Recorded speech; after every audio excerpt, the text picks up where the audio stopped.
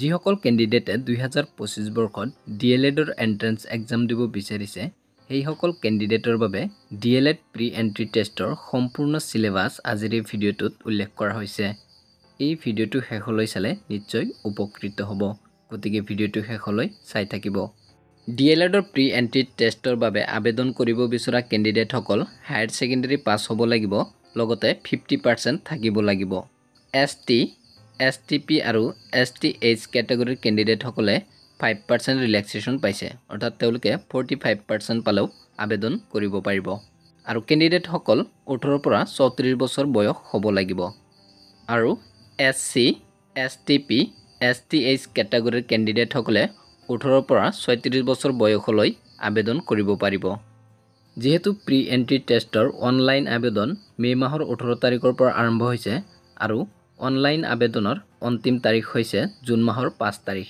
কেণ্ডিডেটসকলে admit card লাভ কৰিব July মাহৰ 5 তাৰিখত আৰু ডিএলএডৰ প্ৰি এন্ট্ৰি টেষ্ট অৰ্থাৎ এন্ট্ৰেন্স এক্সাম হ'ব জুলাই মাহৰ 13 তাৰিখত আৰু ফলাফল ঘোষণা কৰিব জুলাই মাহৰ 28 তাৰিখত।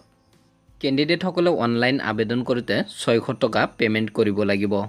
টোটেল মাৰ্কছ 100, টোটেল কুৱেশ্যনছ 100টা, কুৱেশ্যন টাইপ হ'ল মাল্টিপল চইচ কুৱেশ্যনছ। পৰীক্ষাৰ সময়সীমা 2 ঘণ্টা। প্ৰশ্ন কাকতত 2টা ছেকশ্যন থাকিব। ছেকশ্যন 1ত 35 মাৰ্কছ থাকিব। জেনেৰেল ইংলিছৰ পৰা 10 মাৰ্কছ, জেনেৰেল নলেজৰ পৰা 15 মাৰ্কছ, ৰিজনিঙৰ পৰা 10 মাৰ্কছ।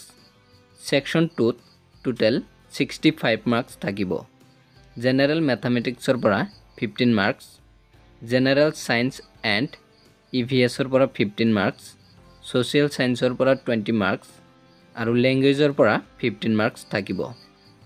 প্ৰত্যেকটো ভুল উত্তৰৰ কাৰণে 0.25 মাৰ্কছ কটা যাব, অৰ্থাৎ প্ৰতিটো ভুল উত্তৰৰ কাৰণে কেণ্ডিডেটসকলৰ টোটেল মাৰ্কৰ পৰা 0.25 মাৰ্কছ কটা যাব।